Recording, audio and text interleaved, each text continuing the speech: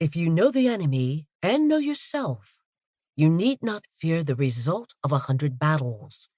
If you know yourself, but not the enemy, for every victory gained, you will also suffer a defeat. If you know neither the enemy nor yourself, you will succumb in every battle. Sun Tzu, The Art of War. When reading a book, I like to know an author's credentials right up front. If an author's name is followed by a lot of three-letter academic degrees, and the book is based primarily on research and studies, I don't waste my money.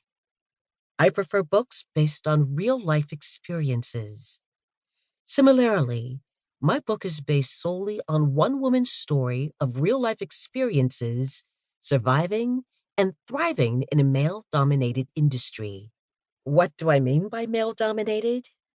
Look at it this way. Throughout my 40-year career, not one of my managers was a woman. Does that sound familiar? Even if you have not yet experienced a job where you are surrounded by men, you probably will at some point in your life. So let me prepare you and provide you with the tools to cope. I do have academic credentials. I earned a Bachelor of Science degree in Business Administration from the University of Southern California. But as you will soon read, these credentials have little to do with the career I have pursued.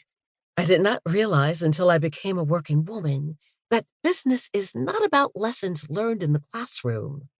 It's about the application of common sense in practice. As a matter of fact, my initial college plans had nothing to do with business. I had intended to follow in my older brother Ivan's footsteps and become a doctor, specifically a forensic pathologist. As happens to many people, though, a chance encounter while I was looking for a work-study job to finance my education changed my life. I met a stockbroker, and he offered me a job. At about the same time, I had another one of those life-changing experiences that confirmed I was on the right path.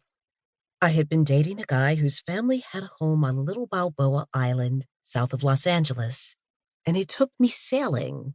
While on his boat, I witnessed an amazing view of dolphins jumping and frolicking right alongside our vessel.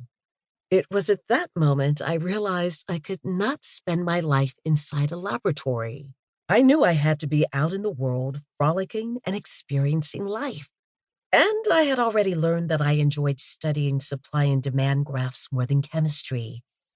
So I changed my major from pre-med to economics. Starting out in the financial service industry. Now my world felt right. At the young age of 18, I accepted that stockbroker's offer for a position at his Beverly Hills financial firm. I was now employed by one of the leading investment banks in America. I started as a receptionist, and within a few months, I was promoted to sales assistant. After that, through hard work and an intuitive understanding of the business, I quickly worked my way up the ladder to become a registered representative by the age of 20. As an entry-level portfolio manager, I knew I was still far from having my own office in the executive suite, and I knew I had a lot to learn about the investment business. I also had a lot to learn about taking care of my own finances. One of the things I learned early on was that owning a house as quickly as possible was a wise investment, and working at the Beverly Hills firm allowed me to do that. I bought my first house at the age of 23, but all the success did not come easily. Being on the West Coast, where the time is 3 hours earlier than on Wall Street, I worked from 6 in the morning until 3 in the afternoon, and then drove to USC and took classes from 4 until 10.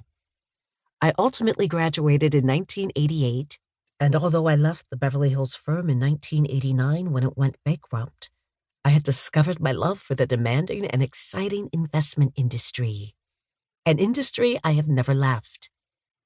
I also learned a critical lesson about my chosen field.